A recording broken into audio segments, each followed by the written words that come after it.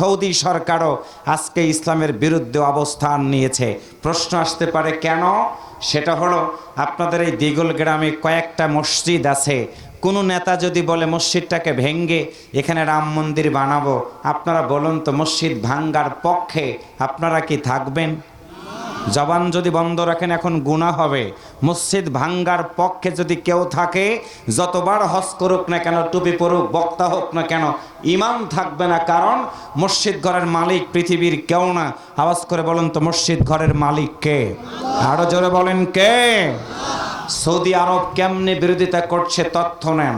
সেটা হলো, সৌদির সম্মান আল্লাহর কসম করে বলে হতো না যদি ওই সৌদি আরবে আল্লাহর নবীর জন্ম এবং মৃত্যু না হতো। একটু কথা বলেন ঠিক না ভাইয়েরা? আপনারা জানেন গোটা পৃথিবীতে আজকে মুসলমানদেরকে নিধন করা হচ্ছে। মসজিদে আকসাটাকে তারা ভাঙ্গার জন্য ষড়যন্ত্র করছে। সেই মসজিদে আকসাকে ভাঙ্গার জন্য ইসরায়েলের হানাদার বাহিনীরা মুসলমানদেরকে নির্বিচারে গুলি চালায়, বম্বিং করে, মা সন্তানটাকে দুধ খাওয়াচ্ছে। ইতিমধ্যে বোমার আঘাতে মায়ের কাছ থেকে সন্তান বুকের সাথে থাকে, কিন্তু হাত নাই, পা নাই, মুখ দিয়ে দুধটা পান করছে, মুখ আছে, গোটা বডিটা মায়ের কাছ থেকে সরে গেছে। ওই জালিমদের হৃদয়টা এখন পর্যন্ত গলেনি। ইরান গোটা পৃথিবীর মধ্যে মুসলমানদের পক্ষ গ্রহণ করলো। মারহাবা জোরে বলেন, আর একটু জোরে বলুন মারহাবা। ইরান মুসলমানদের পক্ষ গ্রহণ করলো, ইসরায়েলকে জানাই দিল ফিলিস্তিনের নিরপরাধ মানুষগুলোকে তোমরা মারতে পারবে না, মসজিদগুলোকে ধ্বংস করতে পারবে না, তোমাদের কাজ বিভিন্নভাবে করতে পারো। কারণটা হচ্ছে আমরা মুসলমান, গোটা পৃথিবীর যে কোনো জায়গায় মুসলমানের গায়ে কেউ যদি হাত দেয় সেটা আমরা মানতে পারবো না। গোটা পৃথিবীর যে কোনো একটা জায়গায় যদি মসজিদ ভাঙ্গে সেটা আমরা মানতে পারবো না। ইসরায়েল এই কথাটার কারণে আল্লাহর বান্দারা বুঝবেন ভালো করে, ইসরায়েলের হানাদার বাহিনীরা খেপে গেল। ইরানের এপ্রিল মাসের 1 তারিখে ইরানের কনসুলেন্টে হামলা করে ওই দেশের রাষ্ট্রদূত সহ 5 জন সেনা কর্মকর্তাকে তারা হত্যা করলো। তারা হলো মুসলমান। মুসলমানদেরকে মারলে ইহুদিরা খুশি হয়, মুসলমানদের রক্ত দেখলে তারা আনন্দ পায়, এমনকি মুসলমানদের রক্ত দিয়ে তারা গোসল করছে। এমনই যখন পরিবেশ হয়ে গেল, ইরান হুঙ্কার দিল মুসলমানদের রক্ত আর বৃথা যেতে দেব না। একটু হালকা আক্রমণ করলো ইসরায়েলের উপরে, মিসাইল ছুড়ে দিল, ক্ষেপণাস্ত্র ছুড়ে দিল। গোটা দুনিয়া তাকায় দেখল, মুসলমানেরা শুকরিয়া আদায় করলো। সৌদি আরব যেই মিসাইলগুলো সৌদির সীমানা দিয়ে ইসরায়েলের উপরে পড়বে, রাষ্ট্রীয়ভাবে সেই মিসাইলগুলোকে সৌদি আরব বন্ধ করে দিয়ে ইসরায়েলের পক্ষ গ্রহণ করলো, ইরানের পক্ষটা গ্রহণ করলো না।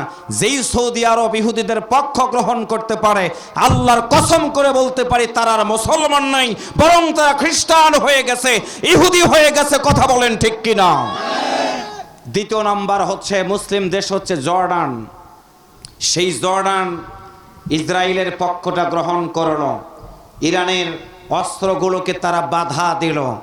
ইতিমধ্যে চীন এবং রাশিয়া প্রকাশ্যে ঘোষণা করে বলল, ইরানের উপর আবার যদি হামলা করো আমরাও তোমাদেরকে ছাড় দেব না। তারা ইহুদি হয়ে, খ্রিস্টান হয়ে মানবতার পাশে দাঁড়ালো, আর মুসলমানদের দেশ হয়ে যারা মুসলমানের পক্ষ নিতে পারলো না, তাদের আকৃতিতে দাড়ি থাকতে পারে, জুব্বা থাকতে পারে, টুপি থাকতে পারে, ইমানের দিক থেকে তাদের কোনো ইমান নাই, ইমান নাই, ইমান নাই। আওয়াজ করে বলেন কথা ঠিক কিনা? 3 নাম্বার হলো আমার বাংলাদেশ, যেই দেশে আমার জন্ম, যেই দেশের প্রধানমন্ত্রী গোটা বিশ্বকে জানিয়ে দিয়েছে বাংলাদেশ সহ 4টা দেশ ইসরায়েলের বিরুদ্ধে আন্তর্জাতিক আদালতে মামলা করেছে। তার ভিতরে মামলা করার দিক থেকে 1 নাম্বার দেশ হচ্ছে আমার বাংলাদেশ। মারহাবা জোরে বলেন। তার মানে হলো আমার দেশের মানুষ আওয়ামী লীগ করুক, বিএনপি করুক, জামাত করুক, তাবলীগ করুক, যে দলই করুক না কেন, তারা মুসলমানের পক্ষটা গ্রহণ করেছে। এই জন্য আমাদের আজকে সিদ্ধান্ত নিতে হবে। দল আমার আলাদা থাকতে পারে, আকৃতি আলাদা থাকতে পারে, এখন সম্পর্ক দাঁড়িয়ে গেছে মসজিদ কেন্দ্রিক, সম্পর্ক দাঁড়িয়ে গেছে আল্লাহর ঘর কেন্দ্রিক, সম্পর্ক দাঁড়িয়ে গেছে মুসলমান কেন্দ্রিক। তাহলে আওয়াজ করে বলুন তো আমরা কি মসজিদ ভাঙ্গার পক্ষে থাকবো না মসজিদ গড়ার পক্ষে থাকবো? জোরে বলেন কার পক্ষে থাকব? সুতরাং আজকে আমাদেরকে সিদ্ধান্ত নিতে হবে। সেই সিদ্ধান্ত নেওয়ার জন্যই আজকে যুবকদের উদ্যোগে যেই মাহফিল, সেই মাহফিলকে কেন্দ্র করে আমি আপনাদের সামনে সূরা আন-নাহল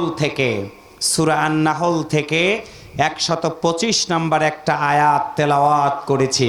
সূরা আন-নাহল নাজিল হয়েছিল বিশ্বনবী সাল্লাল্লাহু আলাইহি ওয়াসাল্লামের মাক্কি জিন্দেগিতে। মোট আয়াত সংখ্যা 128, রুকু সংখ্যা 16। সেখানকার আমি শেষ নাম্বার রুকুর 125 নম্বর একটা আয়াত তেলাওয়াত করলাম। কেন করলাম?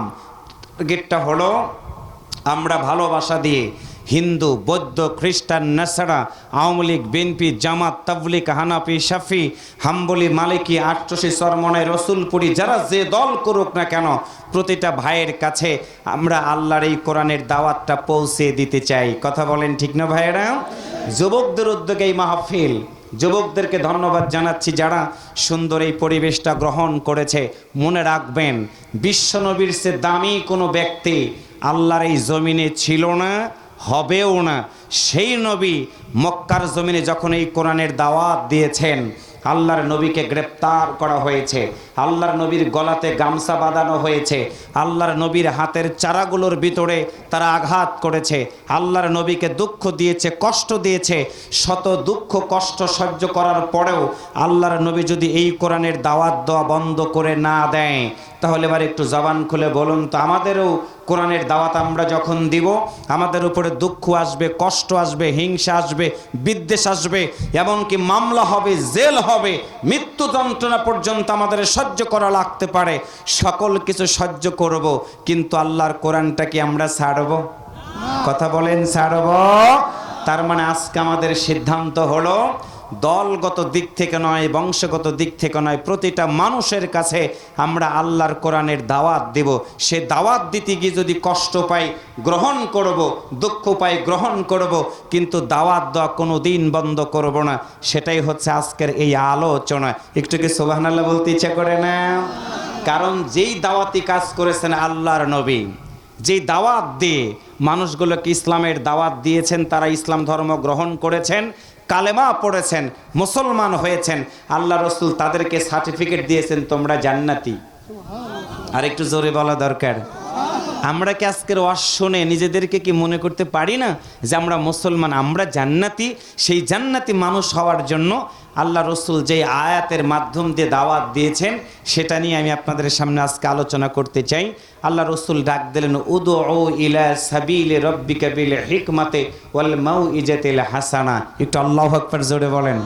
হয় না? আরেকটু জোরে বলেন আল্লাহু আকবার। আল্লাহ তাআলা বলেন, রসুল তুমি বলো, মানুষদেরকে আল্লাহর পথে আহ্বান করো, প্রজ্ঞার মাধ্যম দিয়ে, সৎ উপদেশের মাধ্যম দিয়ে, এবং তর্ক করো, যুক্তিভিত্তিক নম্র কথা দিয়ে, ভালোবাসা দিয়ে মানুষগুলোকে আল্লাহর দিকে আহ্বান করো। কর্কশতার মাধ্যম দিয়ে আল্লাহর নবী যদি দাওয়াত দিতেন, তাহলে ইসলামের বিজয় হতো না।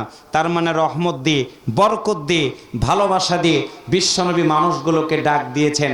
আমরা সেই দাওয়াতটা আজকে আপনাদের কাছে দিতে চাই। দিগল গ্রামের একটা মানুষও যেন না থাকে যে যুব সমাজের মাহফিলের আয়োজন করেছে, আমাদের কানের ভিতরে দাওয়াত পৌঁছেনি। দিগল গ্রামে একটা মা থাকবে না, বোন থাকবে না, ভাই থাকবে না, যাদের কাছে এই কোরআনের দাওয়াত পৌঁছানো বাকি থাকবে।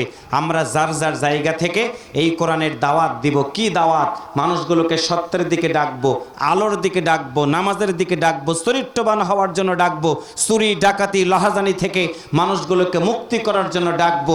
আল্লাহ তাআলা আমাদেরকে বলেছেন, যদি ডাক দাও, আমি আল্লাহ কথা দিলাম তোমাদেরকে জান্নাত দিয়ে দিব। তাহলে বলুন তো, জান্নাতে যদি যেতে চাই, আল্লাহর দিকে মানুষগুলোকে ডাক দেওয়া দরকার আছে না নাই? কথাটা বলেছেন কে?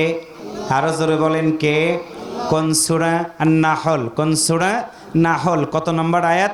125। আসুন তেলাওয়াত করে আলোচনার মাধ্যমে আমরা জীবনটাকে পরিবর্তন করতে চাই। পড়ুন সবাই আমার সাথে, জবান বন্ধ রাখবেন না। কবরস্থানে গেলে তো আমরা ঘুমাবো, কি ঘুমাবো না? সেখানে আমাদের কেউ ডাক দিবে না, কেউ জাগ্রত করবে না। আজকে আমরা ঘন্টাখানেক সময় কোরআনের দিকে আমরা সময় দিব, দেখি তো আমাদের জীবনটা পরিবর্তন করা যায় কিনা। কতদিন তো চলে গেছে, আজকের মাহফিলটা শেষ মাহফিল মনে করে আমরা আলোচনাটা শুনবো। সবাই একটু আমার সাথে পড়ুন মেহেরবানি করে। আউযু বিল্লাহি মিনাশ শাইতানির রাজীম। বিসমিল্লাহির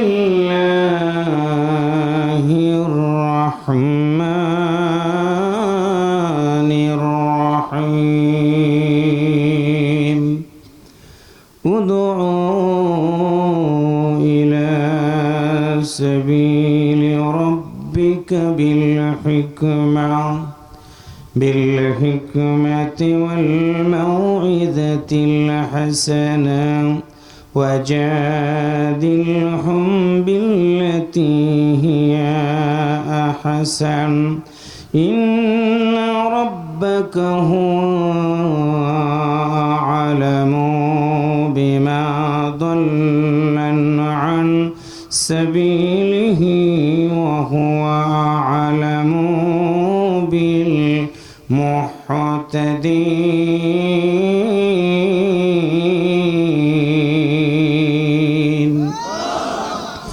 সম্মানিত দিগুল গ্রামবাসী, পর্দার আড়ালে সম্মানিত মা এবং বোনেরা, হৃদয় দিয়ে কথাগুলো শুনবেন। কারণ হলো জানি না আজকের মাহফিলটা কার জীবনের জন্য শেষ মাহফিল হয়ে যাবে। জীবন নামক ঘড়ির কাঁটাটা বন্ধ হয়ে যাবে কখন? আমার আল্লাহ ডাকদা বলবি কোন কিতাবাকা কাফা বিনাফসিকা ইয়াউমা আলাইকা হাসিবা। বান্দারে, জীবন তোমার শেষ হয়ে গেছে। তোমার মা কবরে আসে নাই, তোমার বাবা কবরের ভিতরে আসে নাই, যাদের সাথে তুমি জীবন চালাইলা তোমার কোনো নেতা কর্মীরা কবরের ভিতরে আসলো না। আমি আল্লাহ তোমাকে হাত দিয়েছিলাম, ওই হাতটা দিয়ে কি তুমি সত্যের পক্ষে সাক্ষ্য দিয়েছ?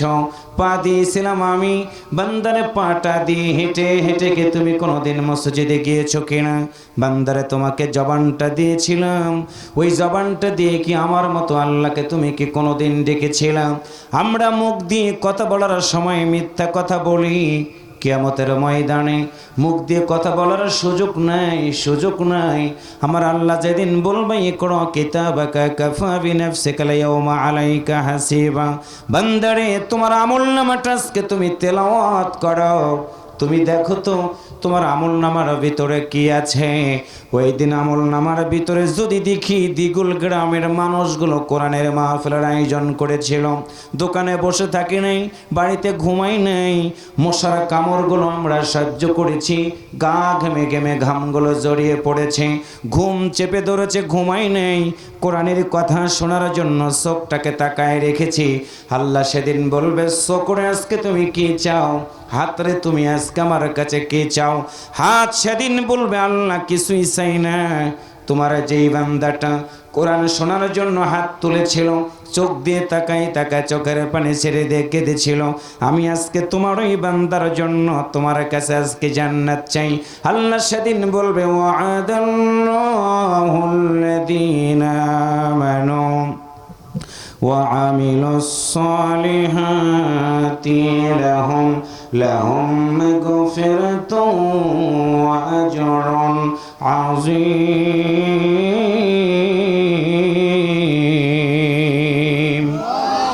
আল্লাহ বলবেন সেদিন বান্দারে ওয়াদাল্লাহ, আমি আল্লাহ তোমাদের জন্য কথা দিয়ে কোরআন নাজিল করে দিয়েছিলাম। কি বলেছিলাম? ওয়াদাল্লাহ, আমি আল্লাহ ওয়াদা দিয়েছিলাম আল্লাযীনা আমানু, ঈমান আনবে যারা, ওয়া আমিলুস সালিহাত, ভালো কাজ করবে যারা, আমি আল্লাহ কি করব? লাহুম মাগফিরাতুন, তোমাদের গুনাহ খাতাগুলোকে মাফ করে দিব। শোনো, গুনাহ খাতাগুলোই মাফ করে দিব না, ওয়া আজরুন আজিম, বান্দারে আমি আল্লাহ আজকে তোমার জন্য সুসংবাদ দিয়ে দিলাম, মাটির কবরে আর তোমার থাকা লাগবে না, লাগবে না। তোমার মাটির কবরটাকে আমি আল্লাহ ঘোষণা করে দিয়ে দিলাম, জান্নাত পর্যন্ত তোমার কবরটা প্রশস্ততা হয়ে যাবে। সম্মানিত দিনী ভাই সব, আল্লাহর নবী কথাগুলো যখন মানুষগুলোকে ডাক দেওয়া শুরু করে দিলেন, কিতাবের ভিতরে পড়লাম আল্লাহর নবী বাড়ি থেকে বের হয়ে গেছেন। ছোট্ট মেয়ে ফাতেমা সুন্দর করে বাবার কাছ থেকে ডাক দিয়ে বলল, বাবা তুমি কোথায় যাও? আল্লাহ রাসূল বললেন, ফাতেমা রে, আমি যাব মানুষগুলোকে কোরআনের দাওয়াত দেওয়ার জন্য। খাদিজা রাদিয়াল্লাহু তাআলা আনহা আল্লাহর নবীকে ডাক দিয়ে বললেন, স্বামী আমার কোথায় যাবেন আপনি? আল্লাহ রাসূল বললেন, খাদিজা রে, তোমার কাছ থেকে আমি জানাই দিলাম মানুষগুলো খারাপ কাজ করে, অন্যায় করে, রাহাজানি করে, ডাকাতি করে, আমি তাদের কাছে যাব কোরআনের দাওয়াতটা দেওয়ার জন্য। তুমি ঘরের দরজাটা কিন্তু বন্ধ রাখবা না। আল্লাহ রাসূল বললেন, খাদিজা রে, ঘরের দরজা তুমি বন্ধ রাখবে না, বন্ধ রাখবে না। খাদিজার চোখটা ভিজে গেল। আল্লাহর নবীর দিকে তাকায় বললেন, ইয়া রাসূলুল্লাহ, আমি খাদিজা কেমন করে দরজাটা বন্ধ করে রাখব? কারণ হলো আপনার মতো মুহাম্মদ তো আমার ঘরে একটা পূর্ণিমার চাঁদ। আল্লাহু আকবার। আল্লাহর নবী শুনে রাখেন, আমি খাদিজা আপনারা জানাইয়া দিয়ে দিলাম, কোরআনের দাওয়াত দেওয়ার জন্য আপনি যখন বের হয়ে যান, আমি খাদিজা ঘরের দরজা বন্ধ করি না, বিছানাতে একটা বারের জন্য ফিট লাগাই না। রাসূল বললেন, খাদিজা রে, কেন তুমি ঘুমাও না? কেন তুমি ঘরের দরজাটা বন্ধ রাখো না? তুমি কি বলবা না? আল্লাহর নবীর দিকে খাদিজা তাকায়া তাকায়া দুইটা চোখের পানি ছেড়ে দিয়ে কাঁদে। রাসূল বললেন, খাদিজা রে, তোমার চোখ কেন ভেজা? তুমি কি বলবা না? খাদিজা বলে, স্বামী আমার, আপনার সাথে বিবাহ বন্ধনে আবদ্ধ হওয়ার আগে আমি ছিলাম এই সমাজের মধ্যে একজন ধনী ব্যক্তি, অর্থ সম্পদ আমার অনেক ছিল। আপনার মতো মুহাম্মদকে বিবাহ করার কারণে কোরআনের দাওয়াত দিতে দিতে আপনার অর্থ সম্পদগুলো অনেক ফুরিয়ে গেছে। ঘরের দরজাটা বন্ধ রাখি না আমি একটা কারণে, সেটা হলো এই মক্কার মানুষগুলো এত খারাপ। আপনার মতো স্বামী যখন ঘরের ভিতর থেকে বের হয়ে যান, আবু জাহেল ওদবা সাহেবেরা আপনার মতো স্বামীকে মারার জন্য তারা ষড়যন্ত্র করে গো স্বামী আমার। আমি খাদিজা যদি ঘুমিয়ে যাই, আপনি মুহাম্মদ আল্লাহর জমিনে কোরআনের দাওয়াত দিতে যখন বের হয়ে যাবেন, আবু জাহেল ওদবা সাহেবেরা আপনার গায়ে আঘাত করা শুরু করে দিবে। ঘরের দরজাটা যদি বন্ধ রাখি, দৌড় দিয়ে আপনি আমার ঘর পর্যন্ত চলে আসবেন, আমাকে ডাক দিয়ে বলবেন, খাদিজা রে, খাদিজা, ঘরের দরজাটা খোলো, কাফেররা আমাকে আঘাত করতেছে। না না, আমি খাদিজার সইতে পারবো না। কারণ হলো আমি খাদিজার সামনে আপনার মতো স্বামীর গায়ে যদি একটা ফুলের টোকা কেউ মারে, আমি খাদিজা একটা বারের জন্য সইতে পারবো না। আল্লাহ রাসূল খাদিজাকে জড়ায় ধরলেন, চোখের পানি ছেড়ে দিয়ে বললেন, খাদিজা রে, এই সমাজের বুকে তুমি ছাড়া আমার আর আপন কেউ নাই, কেউ নাই। খাদিজা রে, আমি কোরআনের দাওয়াত দিতে যাব, তুমি দাঁড়াও। আল্লাহর নবী খাদিজার কাছ থেকে বিদায় নিয়ে বের হয়ে গেলেন। আবু জাহেল সংবাদ পেয়ে গেল আল্লাহর নবী মানুষগুলোকে কোরআনের দিকে ডাক দিবে। সাহেবাকে বললেন, সাহেবা রে, আজকে আব্দুল্লাহর বেটাকে পৃথিবী থেকে বিদায় করে দেওয়া হবে। উতবা বললেন, নেতা বলেন কেমন করে মারব? আবু জাহেল ডাক দিয়ে বলল, আজকে আব্দুল্লাহর বেটা যখন মক্কার বাইতুল্লাহর পাশ দিয়ে হেঁটে যাবে, ওই সময় তুমি একটা লম্বা চাদর নিয়ে দাঁড়ায় থাকবা। আব্দুল্লাহর বেটা মুহাম্মাদের গলায় তুমি চাদরটা লাগাবা, ফাঁসির মতো করে ঝুলাই দিয়ে আব্দুল্লাহর বেটাকে পৃথিবী থেকে বিদায় করে দিবা। সাহেবা বলল, নেতা কেন মারব? আবু জাহেল বলল, শোনো, মুহাম্মদ হলো পথের কাঁটা, পথের কাঁটা যদি দূর না করে যায়, এই সমাজের বুকে আমাদের কোনো নেতৃত্ব থাকবে না। দিগুল গ্রামের যুবকেরা শুনে নাও, যেই নবী আকাশের চাঁদের দিকে হাত বাড়াইলে চাঁদ দ্বিখণ্ডিত হয়ে যেত, যেই নবী আমার দিনের বেলা হেঁটে যাওয়ার সময় সূর্যগুলো তার আলোটাকে বন্ধ করে দিত, রোদগুলো তাপ দিত না, মেঘমালাগুলো ছায়া দিয়ে দিত। সেই নবী বাইতুল্লাহর পাশ দিয়ে যখন হেঁটে যাচ্ছিলেন, উতবা পিছন দিক থেকে এসে আল্লাহর নবী রেখে পিছন দিক থেকে ধাক্কা দিল। আল্লাহর নবী জমিনে পড়ে গেলেন। জমিন থেকে উঠে যখন দাঁড়ালেন, দাঁড়ায় দেখে উতবা সাইবারা দাঁড়ায় আল্লাহর নবীকে ধরে ফেলে দিলেন। আল্লাহর নবীকে ধরার পরে বললেন, আব্দুল্লাহর বেটা, মানুষগুলোকে তুমি কিসের দাওয়াত দাও? আল্লাহ রসুল বললেন, মানুষগুলোকে আমি কোরআনের দাওয়াত দেই। উতবা সাইবারা ডাক দিয়ে বললেন, না না, আমরা ঘোষণা করেছি, সিদ্ধান্ত দিয়েছি, মক্কার জমিনে তুমি কখনো আর কোরআনের দাওয়াত দিতে পারবা না। আল্লাহ রসুল বললেন, না না, কোরআনের দাওয়াত দেওয়ার জন্য আমার আল্লাহ পৃথিবীতে আমারে পাঠিয়ে দিয়েছে, কোরআনের দাওয়াত আমি বন্ধ করব না। আল্লাহ রসুল যখনই বললেন, ওয়ামান আহসানু কাওলাম মিম্মান দাআ ইলাল্লাহি ওয়া আমিলা সালিহান ওয়া ক্বালা ইন্নানি মিনাল মুসলিমিন। আর একটু জোরে বলেন। আল্লাহ রসুল যখনই বললেন, শুনে নাও, ওই ব্যক্তির কথার চেয়ে আর কার কথা উত্তম হবে, ভালো হবে? যেই ব্যক্তি মানুষদেরকে আল্লাহর পথে আহ্বান করে, শুধু আল্লাহর পথে আহ্বানই করে না, ওয়ামিলা সলিহান, ভালো কাজ করে, শুধু ভালো কাজই করে না, ওয়াকালা ইন্নানি মিনাল মুসলিমিন, সে ঘোষণা করে আমি একজন মুসলমান।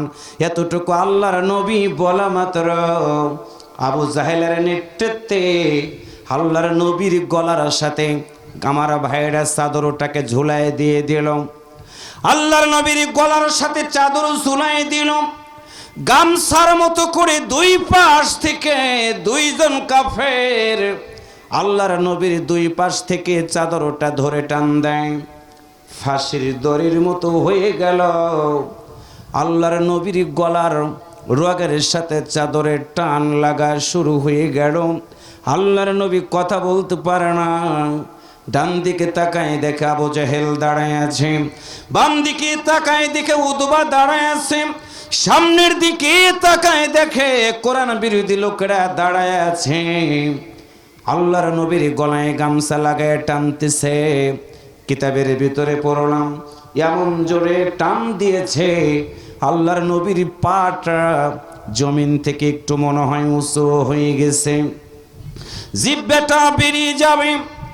এমন সময় আল্লাহর নবী তাদের দিকে ডাক দিয়ে বলেন, না না না, তোমরা যেই সিদ্ধান্ত নিয়েছ, আমার গলায় চাদর পেঁচাইয়া যদি আমার ভিতর থেকে প্রাণটা যদি বের করেও দাও, আমি আব্দুল্লাহর বেটা একটা সিদ্ধান্ত নিয়েছি, আমার এই দেহে এক বিন্দু রক্ত থেকে পর্যন্ত আল্লাহর জমিন থেকে আমি কোনোদিন কোরআনের দাওয়াত দেওয়া বন্ধ করব না, বন্ধ করব না। একটু মারহাবা জোরে বলেন। উতবারা ভয় পেয়ে গেল। চাদর গলায় রাখা অবস্থায় বাড়িতে সংবাদ পৌঁছে গেল, আল্লাহর নবীকে গলার সাথে চাদর পেঁচিয়ে হত্যা করার ষড়যন্ত্র চলতেছে। ছোট্ট মেয়ে ফাতেমা একটা দৌড় দিয়ে এসে বাবার দিকে তাকায় দেখে বাবার গলায় চাদর ঝোলানো। ছোট্ট মেয়ে ফাতেমা আল্লাহর নবীর দিকে তাকায় বলে, আব্বা বলো বলো, এই মক্কার মানুষগুলো তোমার সাথে কেন দুশ্মনী করে? আল্লাহ রসুল ফাতেমাকে ডাক দিয়ে বলেন, ফাতেমা রে, অপরাধ কোনো কিছু না, কোনো কিছু না, অপরাধ হলো আল্লাহর জমিনে কোরআনের দাওয়াত দেওয়া। আজকে আপনাদের কাছে আমিও জানাই দিতে চাই, কোরআনের কথা আপনি যখন বলবেন, সত্যের পথের মানুষগুলো যখন ডাক দিবেন, সুদের বিরুদ্ধে কথা বলবেন, সুদখোর লোকেরা আপনাকে দেখতে পারবে না, ঘুষখোর লোকেরা ঘুষের বিরুদ্ধে বক্তব্য দিলে আপনাকে দেখতে পারবে না, বেনামাজি লোকেরা যদি বেনামাজির বিরুদ্ধে আপনি বক্তব্য দেন, তারা কিন্তু আপনাকে দেখতে পারবে না, বেরোজাদার যারা ছিল তাদের বিরুদ্ধে যদি বক্তব্য দেন, তারাও কিন্তু আপনাকে দেখতে পারবে না। কিন্তু একটা কথা মনে রাখতে হবে, সেটা হলো রাতের অন্ধকারে অন্যায় করবেন, কেউ দেখে না, পানির ভিতরে ডুব দিয়ে পানি খাবেন, কেউ দেখবে না। আওয়াজ করে বলুন তো, দিনের রাত্রিতে আলোতে অন্ধকারে যত অন্যায় করেন না কেন, কেউ যদি না দেখে, একজনই দেখে, অন্তর খুলে বলুন তো তিনি যেন কে? আল্লাহ ওয়ালিউল্লাযীনা আমানু ইখরিজুহুম মিনাজ-যুলুমাতি ইলান-নূর।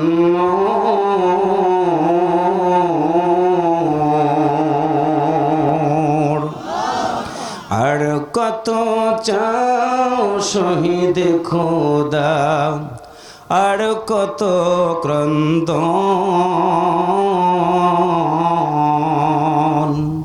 আসবে কবে এই জমিনে কোরআনের শাসন? মারহাবা বলেন।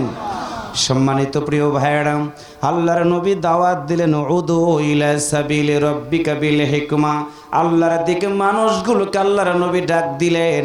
তাহলে আওয়াজ করে বলুন, আজকে আমাদেরও সিদ্ধান্ত নিতে হবে, যতদিন বাঁচব আল্লাহর দিকে মানুষগুলোকে আহ্বান করা দরকার আছে না নাই? আর একটু জোরে বলেন, আছে না নাই?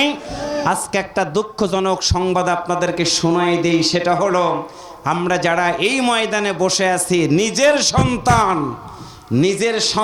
নিজের জানাজার, নিজের বাবার জানাজা নামাজ করতে পারবে, আমরা সেই সন্তানগুলোকে আজকে বানাইতে পারিনি। 4 দিন আগে গাজীপুরের কালিয়া করে আপন বাবা, আমার এইরকম মুরব্বীর মতো একজন বয়স্ক মানুষ, তার আপন সন্তানকে কুড়াল দিয়ে কোপায়া পৃথিবী থেকে বিদায় করে দিল। পেপার পত্রিকাতে খোঁজ নিয়ে দেখলাম ওই সন্তানটা এমনভাবে মাদকের সাথে জড়িত হয়ে গিয়েছিল, সকালবেলা মায়ের কাছ থেকে টাকা চায়, বিকালবেলা বাবার কাছ থেকে টাকা চায়, দুপুরবেলা ভাইয়ের কাছ থেকে টাকা চায়। মাদকের টাকা যদি না দেয়, সঙ্গে সঙ্গে পিতা মাতা ভাই বোন সবাইকে অত্যাচার করে। আজকে একজন পিতা হয়ে কত কষ্ট পেলে নিজের সন্তানটাকে হত্যা করতে পারে। হত্যা করার পর্যায়ে যখন সন্তানটাকে কুড়াল দিয়ে আঘাত করেছে, আঘাত করতে করতে পিতার আঘাতের কারণে সন্তানটার ঘুমটা ভেঙে গেছে। সন্তান জাগ্রত হয়ে পিতার দিকে তাকিয়ে বলে, আব্বা আমি আর কোনোদিন মাদকের জন্য তোমার কাছে টাকা চাবো না। বাবার মনটা নরম হয়ে গেছে, সন্তানটাকে বুকের সাথে জড়িয়ে ধরে দৌড় দিয়েছে, হসপিটালে নিয়ে যাবে। ঘরের ভিতর থেকে বের হওয়া মাত্র তাকেই দেখে সন্তান পৃথিবী থেকে বিদায় হয়ে গেছে। গোটা পৃথিবীর মানুষের কাছে তিনি একটা কথা বলেছেন, আমার মতো এই রকম সন্তান যেন কারো ঘরে জন্মগ্রহণ না করে। কারণটা হচ্ছে বাবা হয়ে সন্তানকে হত্যা করতে হয়েছে, সন্তানের অত্যাচার সহ্য করতে না পেরে। যুবক, তোমরা মাহফিলের আয়োজন করেছো, পায়ে ধরে বলি, মাদকের সাথে তোমরা কোনো দিন জড়িত হবে না, সন্ত্রাসের সাথে জড়িত হবে না, সিটার বাটমার মার্কা লোকের সাথে জড়িত হবে না। কারণটা হলো, তুমি মনে রাখবা, তোমার মা তোমার বাবা কষ্ট করে তোমার মতো সন্তানটাকে হাত ধরে ধরে হাঁটা শেখায়, স্কুলে পাঠায়, কলেজে পাঠায়, ইউনিভার্সিটিতে পাঠায়। আর সেইখানে গিয়ে তুমি যদি অসৎ হয়ে যাও, বাবা বসে আছে, সোনার সন্তান বাড়িতে আসবে। আর আমার দেশের অনেক যুবক চরিত্র হনন করে গাজারু মদারু হয়ে বাড়িতে এসে বাবার সাথে খারাপ আচরণ করে। এমন সন্তান আমাদের দেশে, একসাথে বলেন আছে না নাই? আর একটু জোরে বলুন, আছে না নাই? 2 নাম্বার হলো, একজন মা সন্তানের কাছে ঈদুল ফিতরের দিন চিঠি লিখে দিয়েছে। কারণ ওই সন্তানের মায়ের 4টা সন্তান, 4টা সন্তান মিলে ওই মাকে বৃদ্ধাশ্রমে রেখে দিয়েছে। আজকে 9টা বছর হয়ে গেল। ওই মায়ের চিঠিটা পাওয়ার পরে যারা চিঠিটা ফেসবুকে পড়েছে, ইউটিউবে পড়েছে, পত্রিকার ভিতরে পড়েছে, প্রতিটা মানুষের চোখের কোণায় পানি এসে গেছে। কারণ ওই মা চিঠিটা এমনভাবে লিখেছে, 4টা সন্তানকে লিখেছে, বড় সন্তান তুমি শুনে রাখো, আব্বু তুমি যখন পৃথিবীতে প্রথম আগমন করেছিলে, আমার এত কষ্ট হয়েছিল যেটা তোমাকে বুঝাইতে পারবো না।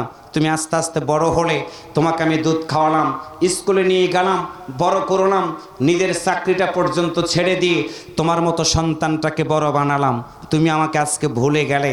দ্বিতীয় সন্তানকে লক্ষ্য করে লিখেছে, বাবা তুমি আজকে ছোট্ট থেকে বড় হলে, তোমার এই মা তোমাকে হাত ধরে ধরে হাঁটা শেখালো, তুমি বড় হলে, চাকরি করলে, আজকে চাকরি পাওয়ার কারণে তুমি আমাকে ভুলে গেলে। তৃতীয় সন্তানকে চিঠি লিখেছে এইভাবে, বাবা তুমি আমার ছেলে অত্যন্ত আদরের, কারণ 3টা সন্তানের ভিতরে তোমার চেহারাটা ছিল সবচেয়ে বেশি সুন্দর, আমি তোমাকে অনেক আদর করতাম, অনেক ভালোবাসতাম, কিন্তু আব্বু তুমিও আমাকে ভুলে গেলে। ছোট্ট সন্তানটাকে নিয়ে আবেগ ঘন চিঠিটার শেষ কথাটা তিনি লিখেছেন, আব্বুরে তুমি তো ছিলে আমার কলিজা, আমি তোমাকে একটাবার না দেখলে, কিন্তু বলো তো বাবা তোমার মতো ফুটন্ত গোলাপের চোখ দুইটা কেন ভেজা, তুমি কেন ফোপায় ফোপায় কাঁদতেছ, কি দুঃখ তোমার, তুমি কি আমার কাছে বলবা না? সম্মানিত দিগুল গ্রামের যুবকেরা, মা বোনেরা, তরুণেরা বুঝবেন ভালো করে, বিশ্ব নবী চোখ ভেজা। হালিমা 1 পা 2 পা করে যখন নবীর কাছে গেল, আল্লাহর নবীর দিকে তাকায়া হালিমা দেখতে পেলেন এই চোখের পানিটা আল্লাহর নবী আঙ্গুলটা দিয়ে মুছে মুছে পানিগুলো চোখের কাছ থেকে সরিয়ে দিতেছেন। হালিমা বিশ্বনবীর কাছে দাঁড়িয়ে গেলেন, 2টা হাত দিয়ে বিশ্বনবীকে জড়িয়ে ধরে বললেন, মোহাম্মদ বলো আমি সব সইতে পারি, কিন্তু তোমার চোখের পানি আমি হালিমা সইতে পারি না, বলো তোমার কি হয়েছে, কোন সন্তান তোমার গায়ে কি আঘাত দিয়েছে, এই জন্য তুমি কি কাঁদতেছ? এমন সময় বিশ্বনবী হালিমার দিকে তাকায়া বলে, মা কাঁদতেছি আমি একটা কারণে। তাকায় দেখেন প্রতিটা সন্তান দাঁড়ায় আছে, প্রতিটা সন্তানের বাবা সন্তানগুলোকে নাম ধরে ধরে ডাক দেয়। সন্তান নাম ধরে ডাক দেওয়া মাত্র, বাবা সন্তানের নাম ধরে ডাক দেওয়া মাত্র, মা তাকায় দেখেন সন্তান একটা করে দৌড় দেয়, বাবা 2টা হাত পেতে আছে। সন্তান দৌড় দেওয়া মাত্র বাবার কোলের ভিতরে সন্তানটা যখন যায়, মা তাকায় দেখেন তো ওই বাবা কিন্তু সন্তানটাকে উঁচু করে কোলের ভিতরে নিয়ে কপালে চুমু দেয়, গোমা আমি মোহাম্মদ আজকের বাড়িতে যাব না। হালিমা বলে, কেন তুমি বাড়িতে যাবা না, তুমি কেমনে বলবা না? এমন সময় ছোট্ট বালক 2টা চোখ ভিজি ভিজি ডাকতে বলে, মা তুমি যদি না বলো, আগামীকাল যদি আমার বাবা এসে আমারে না নিয়ে যায়, আমার বাবা এসে যদি আমারে ডাক দিয়ে কোলে না নেয়, আমি কথা দিলাম মা আমি আর খেলার মাঠ থেকে বাড়ির দিকে যাব না। আল্লাহর নবীর চোখটা ভিজা, মুখ ভিজে গেছে, ঠোঁটগুলো কাঁপতেছে। হালিমা ছোট্ট সন্তানটাকে বুকের সাথে জড়িয়ে ধরে আঁচলটা দিয়ে নবীর চোখের পানিগুলো মুছে দিলেন। ডাক দেয়া বলেন, মুহাম্মদ শোনো, আমি মা হয়ে তোমার কথা দিয়ে দিলাম, আগামীকাল ঠিক দেখবা তোমার বাবা এসে তোমাকে এখান থেকে হয়তো বা নিয়ে যাবে, তুমি চিন্তা করো না। এই কথাটা বলার কারণে বিশ্বনবী হালিমার কোলের ভিতরে যখন চলে গেল, হালিমার চোখ ভেজা শুরু হয়ে গেল। ছোট্ট বালক বিশ্বনবী হালিমাকে ডাক দিয়ে বলে, মা তুমি কেন কাঁদতেছো? এমন সময় হালিমা বলে, মোহাম্মদ রে, আগামীকালকে বলেছি তোমার বাবা আসবে, কিন্তু তুমি তো জানো না আগামীকালকে কেন রে বাবা, কোনো দিনই আর তোমার বাবা এসে তোমাকে আদর করে ডাক দিবে না। আল্লাহর নবী বাবার কথা মনে হয়ে গেল, হালিমাকে ডাক দিয়া বললেন, মা বলো আমার বাবা কোথায়? হালিমা বললেন, আমি জানি না, আমি জানি না, চলো আজকে তোমারে নিয়ে যাব।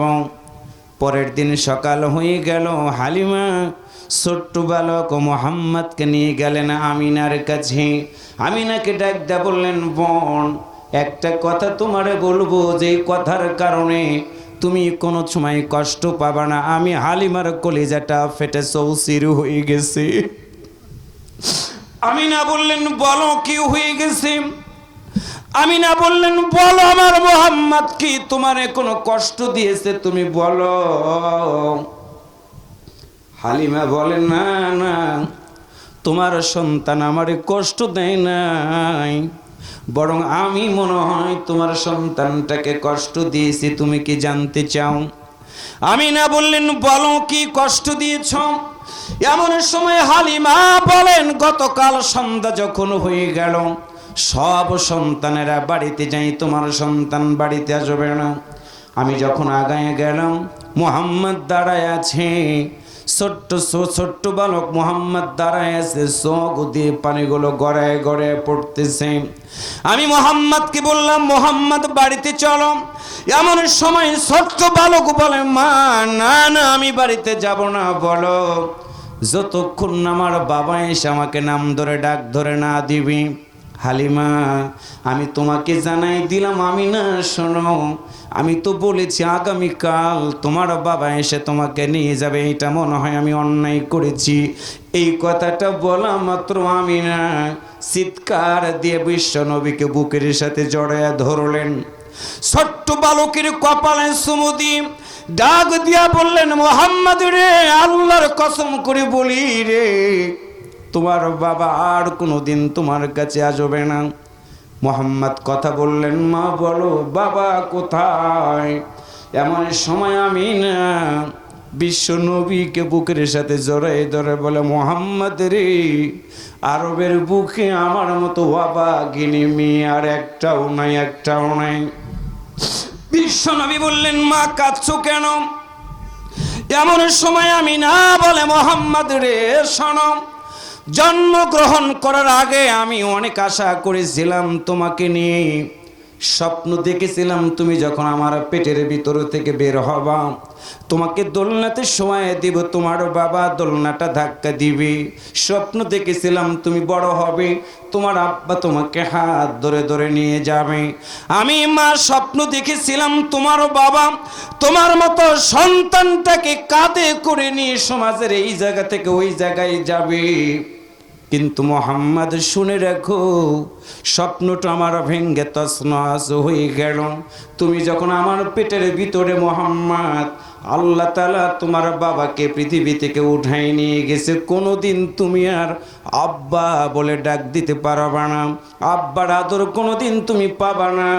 এমন সময় বিশ্বনবী মাকে জড়িয়ে ধরে বলে, মা বলো, বাবাকে কোথায় কবর দিয়েছো? বাবাকে যদি দেখতে না পারি, বাবার কবরটাকে তুমি কি একটু আমারে দেখাবার না?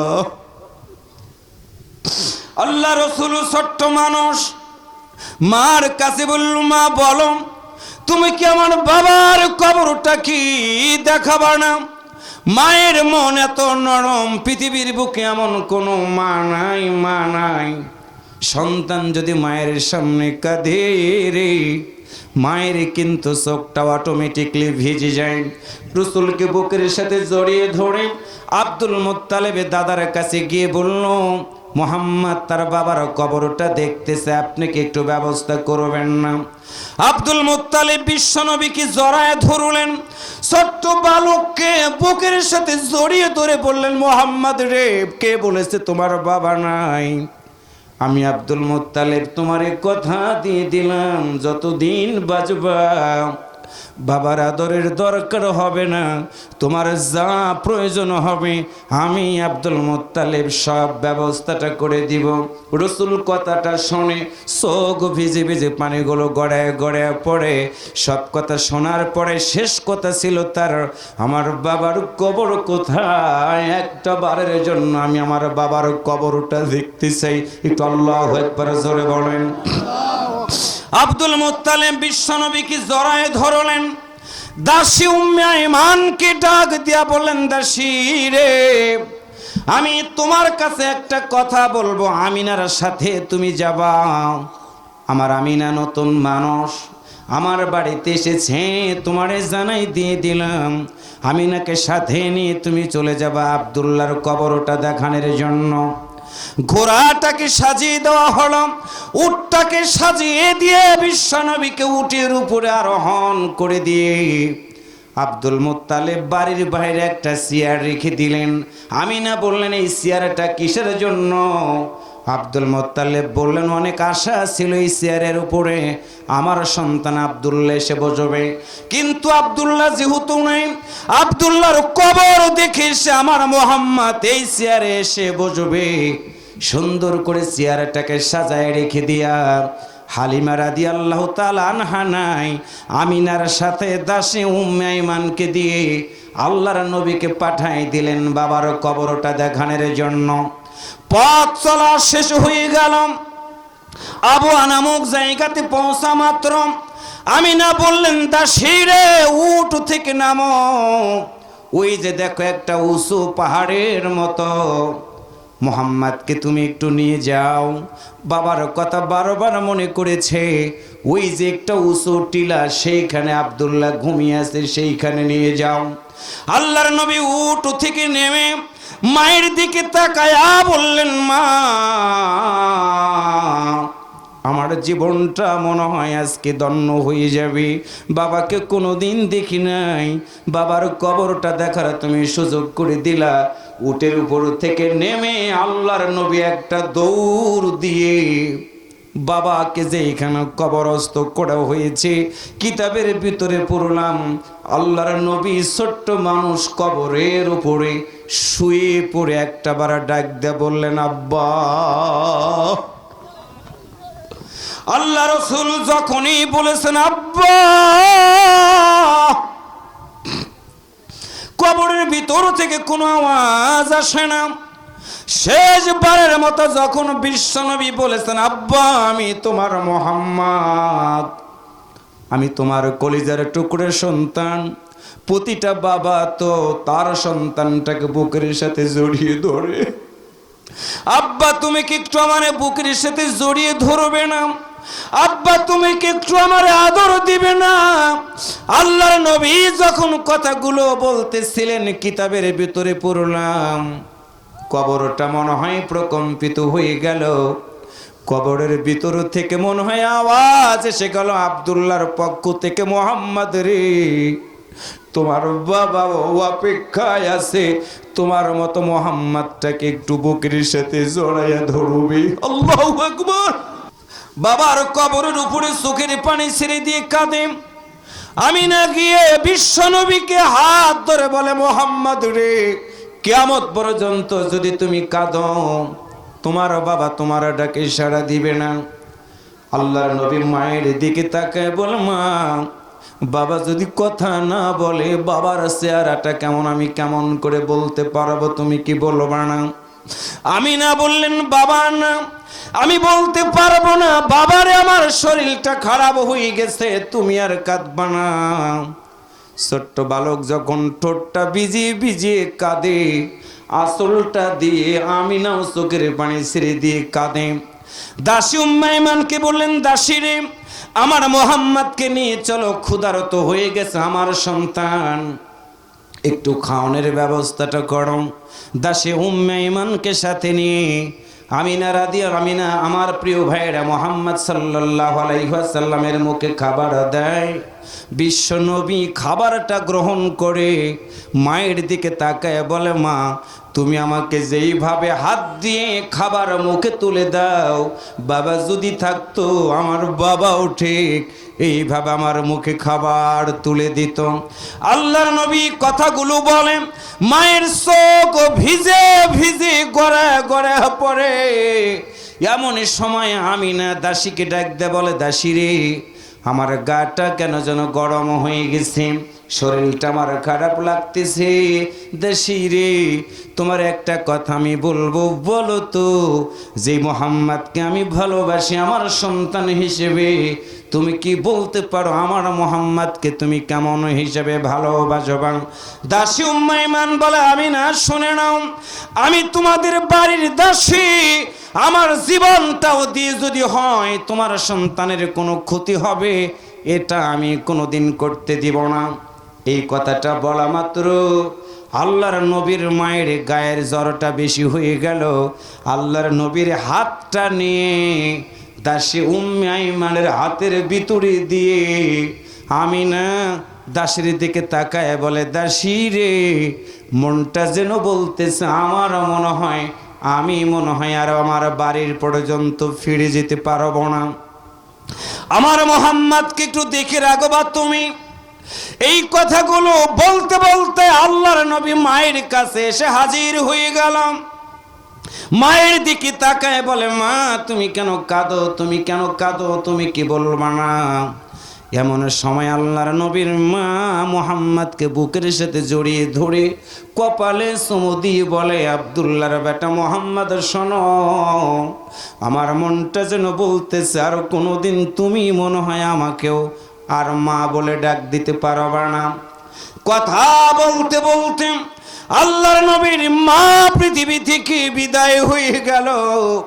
আল্লাহর নবী মায়ের দিকে তাকায় মা মা বলে ডাক নেই, কোনো কথা বলে না।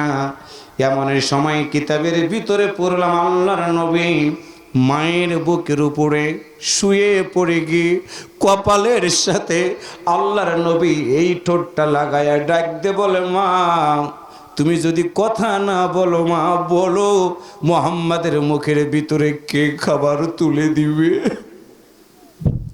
মা তুমি বলো, তোমার সন্তানকে কে গোসল করাবে? মা বলো, তোমার সন্তানকে কে কাপড় পরায়া দিবে? আল্লাহর নবী ছোট্ট মানুষ কথাগুলো বলে। দাসী উম্মে আইমান মুহাম্মদ নবীকে বুকের সাথে জড়িয়ে ধরে বলে, মুহাম্মদ রে, কোনদিন তোমার মার তোমারে গোসল করাইতে পারবে না, তোমার মুখে খাবার দিতে পারবে না। আল্লাহর নবী ডাক দিয়ে বলে, দাসী রে, আগে যদি জানতাম বাবার কবর দেখতে এসে মাকে হারাবো, আমি কোনোদিন বাবার কবরটা দেখতে আসতাম না। তার মানে হলো আল্লাহর নবী পাগলের মতো হয়ে গেলেন, ইতিম হয়ে গেলেন।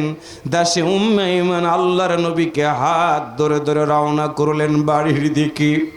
আব্দুল মুত্তালিব তাকায় আছে চেয়ারটা রেখে, কে যেন ডাক দেয় বলে, আব্দুল মুত্তালিব, ওই যে দেখো তোমার সাজানো গোছানো ঘোড়া আসতেছে, উট আসতেছে। আব্দুল মুত্তালিব ঘরের ভিতর থেকে বের হলেন। দূর থেকে তাকায় দেখে মরুভূমির বালুকারা শিগুলো সূর্যের আলোর কারণে চকচক করতেছে।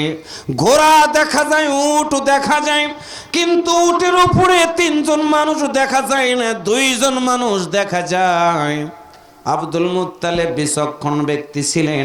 একবার ঘরের ভিতরে যায়, আবার ঘরের ভিতর থেকে বের হয়। হঠাৎ করে দেখা গেল উট এসে আব্দুল মুত্তালিবের বাড়ির সামনে দাঁড়ায়া গেল। আব্দুল মুত্তালিব উটের উপর দিকে দৌড়ালেন। দৌড়ায় গিয়ে দেখে আব্দুল্লাহর বেটা মুহাম্মদ উটের উপরে বসা, চোখ 2টা ভেজা। আব্দুল মুত্তালিব উটের নিচে গিয়ে দাঁড়ালেন। দাসী উম্মে আইমান কথা বলতে পারে না, শুধু ঠোঁট 2টা কাঁপতেছে। আব্দুল মুত্তালিব ডাকদা বলেন, দাসী রে, বলো আমার আমিনা কোথায়? এমন সময় উম্মে আইমান আব্দুল মুত্তালিবের দিকে তাকায়া বলে, উম্মে আইমান, আমি আপনারে জানাই দিলাম, আমিনার এই পৃথিবীতে নাই, আল্লাহর জিম্মায় চলে গেছে। একটু আল্লাহু আকবার জোরে বলেন। আব্দুল মুত্তালিব হাত 2টা বাড়ায়া দিলেন। আল্লাহর নবী ছোট্ট মানুষ উট থেকে আব্দুল মুত্তালিবের দিকে যখন দৌড়ের মতো করে কোলে চলে গেলেন, আব্দুল মুত্তালিব বিশ্ব নবীকে বুকের সাথে জড়িয়ে ধরে কপালে চুমু দিয়ে আল্লাহর নবীর চোখের পানিগুলো মুছে দেওয়া শুরু করে দিলেন। ছোট্ট মানুষ আব্দুল মুত্তালিবের দিকে তাকায়া বলে, আমার বাবা নাই, মা নাই, আপনি বলেন কে আমাকে বাবার আদর দিবে, কে আমাকে মায়ের আদর দিবে? আব্দুল মুত্তালিব বিশ্ব নবীর কথাগুলো শুনে আবেগ আপ্লুত হয়ে গিয়ে বুকের সাথে জড়ায় ধরলেন। ওই চেয়ার পর্যন্ত নিয়ে গিয়ে আল্লাহর নবীকে চেয়ারের উপরে বসায় দিয়ে বললেন, মুহাম্মদ শোনো, আমি আব্দুল মুত্তালিব যতদিন বেঁচে আছি রে, তোমারে কথা দিয়ে দিলাম, তোমার মতো মোহাম্মদের পৃথিবীতে কেউ কোনোদিন ক্ষতি করতে পারবে না। একটু আল্লাহু আকবার জোরে বলেন। আমার প্রিয় দিনী ভাই সব, আল্লাহর নবী এইভাবে এতিম মানুষ পৃথিবীতে বড় হলেন, মানুষগুলোকে হাতছানি দিয়ে ডাক দিলেন, কোরআনের দিকে আহ্বান করলেন। ওই কোরআন বিরোধী লোকেরা এমন একটা এতিম মানুষের গায়ে আঘাত পর্যন্ত করেছে, আল্লাহর নবীর দিকে তারা একটা বারের জন্য তাকায় নাই। আজকেও বাংলাদেশ সহ গোটা পৃথিবীতে ওই কোরআন বিরোধী লোকেরা আছে। আল্লাহর নবীকে যেমন করে মেরেছে, আল্লাহর নবীর দলের লোকদেরকেও যেমন করে মেরেছে, আজকেও চোখের দিকে তাকায় দেখেন গোটা পৃথিবীতে ওই কোরআন বিরোধী লোকেরা মুসলমানদেরকে ঠিক একই কায়দায় মেরে মেরে উল্লাস প্রকাশ করে। আওয়াজ করে বলেন কথা ঠিক কিনা, আরো জোরে বলেন কথা ঠিক কিনা। সুতরাং আজকের এই মাহফিল থেকে আমাদেরকে দীপ্ত কণ্ঠে শপথ নিয়ে বাড়িতে ফিরে যেতে হবে। আমার এই দেহে এক বিন্দু রক্ত থাকা পর্যন্ত আমার মাকে ভালোবাসতে হবে, বাবাকে ভালোবাসতে হবে, আমার সন্তানকে ভালোবাসতে হবে। ঠিক তেমনি করে আল্লাহর এই কোরআনের দাওয়াত গোটা পৃথিবীর মানুষগুলোর কাছে পৌঁছে দিতে গিয়ে আমাকে যদি আঘাত করে সহ্য করব, জেল হয় হবে সহ্য করব, জুলুম হয় সহ্য করব, কিন্তু আল্লাহ ছাড়া আমার এই মাথাটা কারো কাছে নত করব না, করব না, করব না। কারা কারা আল্লাহর কোরআন মানতে রাজি আছেন দুহাত তুলে আমার আল্লাহকে দেখায় দেন।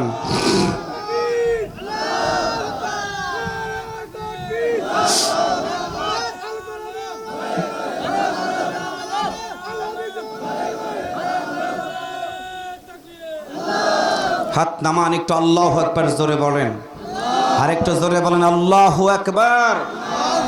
তাহলে বলুন তো, আল্লাহর নবীর মতো মানুষকে যদি আঘাত করতে পারে, আমার মতো রাকিবুলকে আঘাত করার মতো মানুষ এই দুনিয়াতে বলেন তো আছে না নাই? আরো জোরে বলেন আছে না নাই? আল উলামা ওয়ারাসাতুল আম্বিয়া, আলেমরা হচ্ছে নবীদের ওয়ারিস।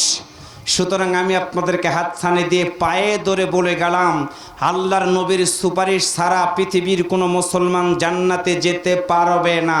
যত বড় আলেম হোক, যত বড় নেতা হোক, যত বড় হাজি হোক না কেন, আল্লাহর নবী যদি সেই কোরআনের দাওয়াত দিতে পারে, তাহলে আরেকবার আওয়াজ করে বলুন, আমার এই ব্যক্তি জীবনে আমার দায়িত্ব হলো প্রতিটা মানুষের কাছে এই কোরআনের দাওয়াত দেওয়া।